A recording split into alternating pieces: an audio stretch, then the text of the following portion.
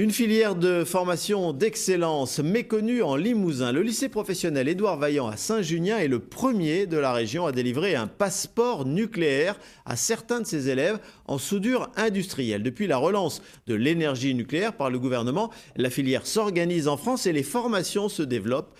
Voyez le dossier de Sébastien Laporte et Samuel Chassaigne.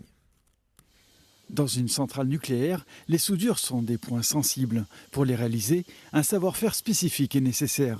C'est avec patience qu'Anthony Jabouille enseigne ce procédé auprès des apprentis à l'œuvre dans l'atelier du lycée. Si tu regardes bien, tes reposés sont pas fondus, t'es parti trop vite. Il faut que tu repartes un bon centimètre en amont. Là, tu repars trop tôt. On est sur un milieu nucléaire, il faut qu'on ait des soudures qui soient le plus parfaites possible. Elles sont toutes recontrôlées. C'est une compétence qui est devenue rare. Dans le Limousin, particulièrement, c'est un secteur qui était un petit peu pauvre en soudeur.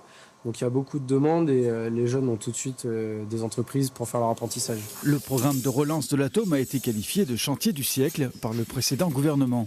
Le lycée Édouard Vaillant permet d'y accéder grâce à un premier passeport spécifique avec le soutien de l'Université des métiers du nucléaire.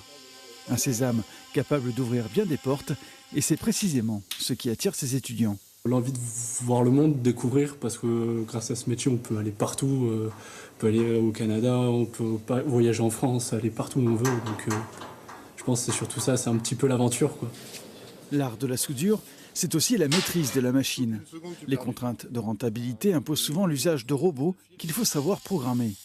Autant de protocoles transmis d'une génération à une autre. Leur champ d'application concerne plusieurs types d'industries. La fin, je pense que c'est plus l'angle de fin. L'angle de fin, un petit peu trop penché. On voit qu'on a les mêmes défauts. Mais par contre, le son était mieux. Ouais. Je sais qu'il y a des belles entreprises comme EDF, SNCF qui embauchent beaucoup et ça peut être l'opportunité de travailler sur de jolis ouvrages, par exemple.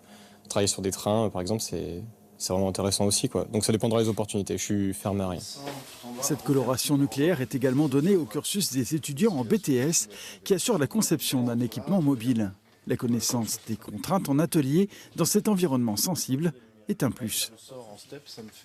Pour donner les bonnes cotes et pour éviter d'envoyer les autres sur des mauvaises voies, en fait, c'est bien d'avoir vu la partie atelier d'abord.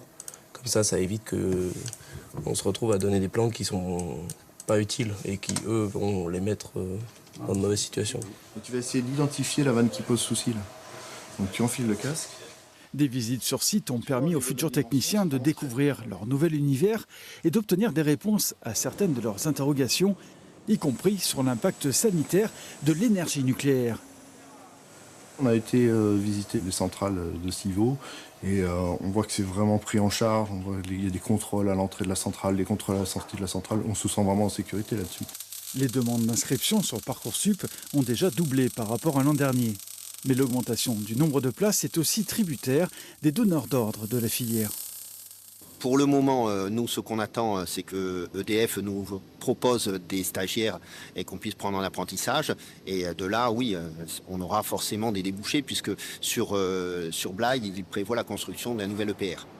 Le programme initial, qui prévoyait une mise en service en 2035, annonce désormais une échéance à 2038.